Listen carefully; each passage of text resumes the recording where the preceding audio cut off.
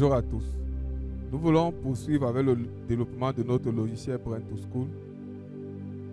Et aujourd'hui, nous allons parler de la saisie des notes. Après avoir monté notre fenêtre d'accueil telle que vous voyez à l'écran, nous allons créer les différentes fenêtres qui seront ouvertes à partir des boutons que nous avons placés que ce soit dans les zones répétées ou dans les boutons qui sont là. Et nous allons commencer donc aujourd'hui avec le bouton saisie des notes.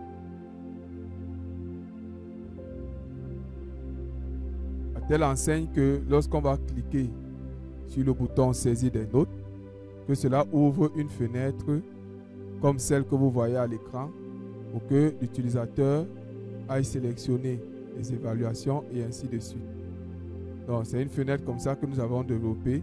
Nous voulons donc retourner sur Windev pour présenter tout cela. De retour sur Windev Mobile, nous allons créer une fenêtre que nous allons appeler fenêtre 41.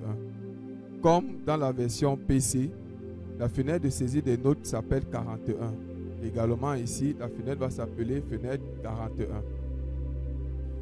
Dans cette fenêtre, nous avons appliqué le modèle de fenêtre base que nous avons créé précédemment. Et nous avons ajouté au plan 1, nous avons ajouté ce champ zone multiligne ici avec 3 lignes. Et tout en bas, nous avons mis ce champ table. Voilà les divers champs. Et là, nous avons mis séquence qui s'appelle libellé période, la classe, la matière. Et ici, il y a les libellés avec ces images au coin. Donc, nous avons cela. Et nous avons ajouté également ce champ table, dont voici la description. Voilà, le champ table a été inscrit le nom de l'élève et la note que l'utilisateur va saisir, tel que vous voyez. Maintenant, le champ note est un test, mais que nous avons masqué pour qu'on ne puisse saisir que des chiffres. OK.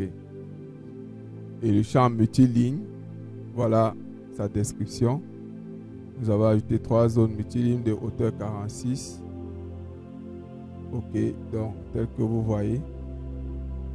Maintenant, dans le deuxième plan, nous avons ajouté ce champ, le champ fenêtre interne. C'est un champ fenêtre interne qui va donc récupérer les fenêtres internes que nous allons lui envoyer. Et lesquelles fenêtres internes sont une fenêtre interne pour les séquences.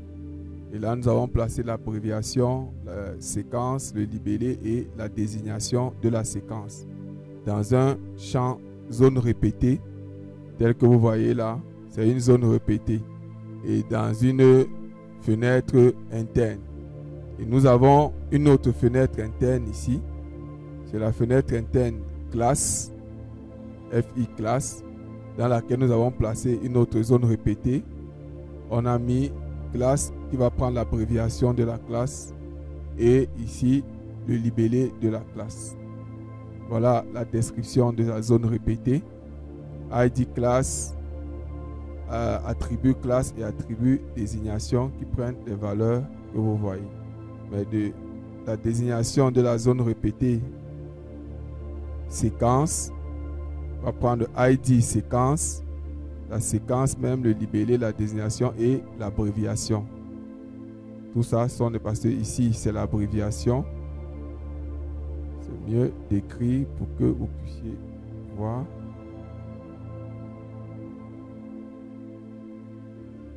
Voilà, donc là c'est l'abréviation, le libellé et la désignation. Nous avons créé un autre champ fenêtre interne, une autre fenêtre interne dans laquelle nous avons ajouté également cette zone répétée dont voici la description qui va prendre les matières, l'abréviation de la matière, le libellé de la matière et le coefficient.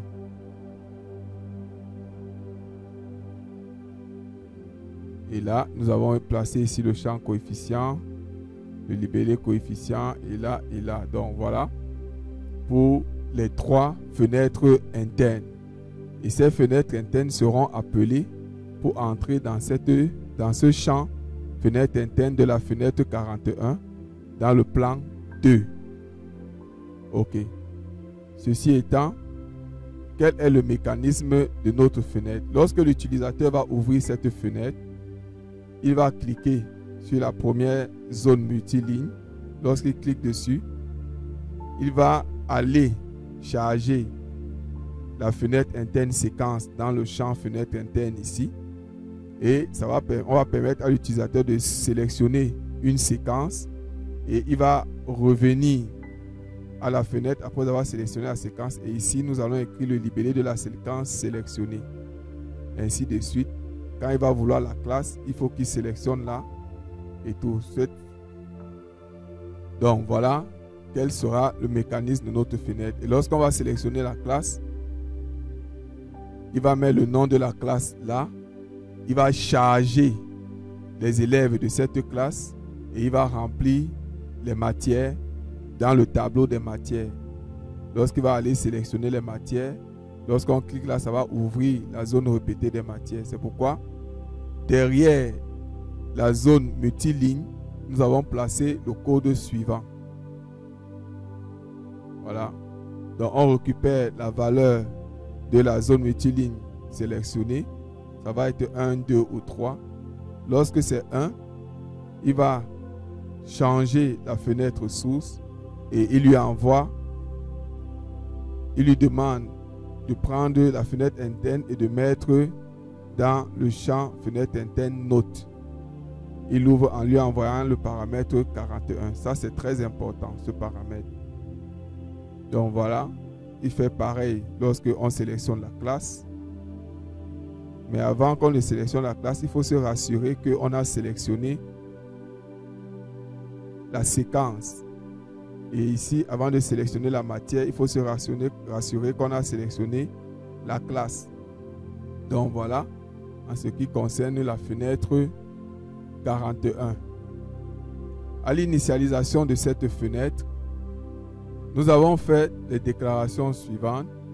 ID séquence, ID classe, pour récupérer les identifiants de la séquence, de la classe et de la matière, du coefficient qui seront sélectionnés. On va charger dans GTab matière la liste des matières de la classe qui a été sélectionnée. C'est pourquoi GTab matière est un tableau de SD programme. Bien, ceci n'est pas important, c'était juste pour les tests.